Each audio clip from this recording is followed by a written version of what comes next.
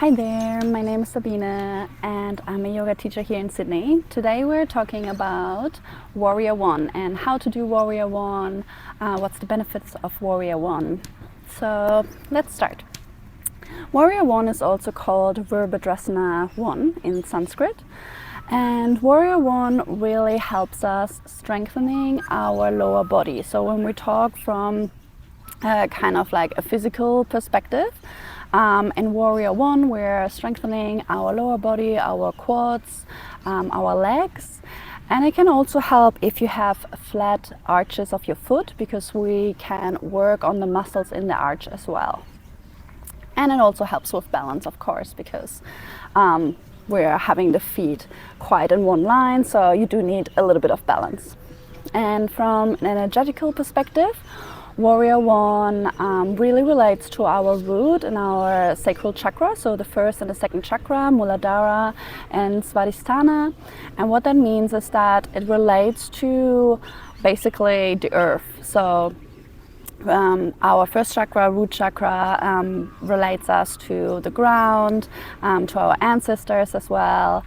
And so it can be a really grounding pose, especially if you maybe imagine even roots growing out of your feet and you're feeling that strong anchoring into the earth. It can be a beautiful pose for that. So let's get started. We'll go into Warrior One. So there are different ways you can get to Warrior One. So you might see sometimes that you're in a downward facing dog. And then from here, maybe the teacher might say, lift your right leg up and step your foot to the front. So that can be one way to get into Warrior One, or you can just step directly into Warrior One. So for Warrior One, we want to have our front foot, in this case it's my right foot, pointing forward, and the back foot in a 45-degree angle. So not like Warrior Two, where we have a 90-degree angle, we want to have a 45-degree angle, so slightly pointing forward.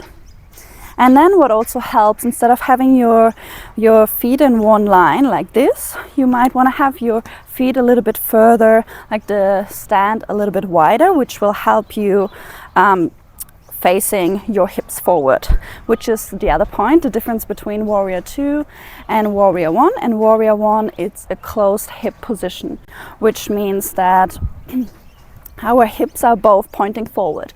And you can check that by holding onto your hip, so bringing your hands to your hip and just gently guiding your hip bones forward. And you will see that if you do that, the arch of the foot, of the back foot, will collapse. So it's a little bit of a balance between rotating your hips forward and at the same time lifting the arch, the inner side of your back foot, and feeling that grounding and that connection to the earth through your pinky toe and the outside edge of your foot. And with our front foot, our front leg, we are bent. So you still want to see your big toe on the inside of your knee. That's also really important. So your knee is tracing over the second and the third toe. So you're not collapsing your knee in. So it's all in one alignment. And then when you've got the lower part set, so your knee is tracing over the second and third toe, you're still lifting your arch, your hips are trying to point forward. And then you can raise your arms up. And here drop your shoulders as well. So you don't want to reach completely up and like create this tension in our shoulder part. So we want to drop our shoulders and still straighten our arms. Our fingers are pointing forward to the sky. And then you want to just sit here and breathe and checking in with yourself. And also when it comes to your belly and your back, we don't want to lean too far back and have our ribs poking out. So you can think about your ribs and your hips trying to get closer together, so you have one straight line and long tailbone here as well. And then keep bending into your front knee. And then there are a couple of variations you can do with your hands. You might want to have your hands in front of your heart. You can have a prayer behind your back and maybe lean back. You can go from here into humble warrior, so interlacing your fingers, opening your chest, And then on the exhale, fold forward. So your legs stay exactly the same way they are, and your hips as well. So these are a couple of variations, and that's how you do Warrior One. I hope that helped you.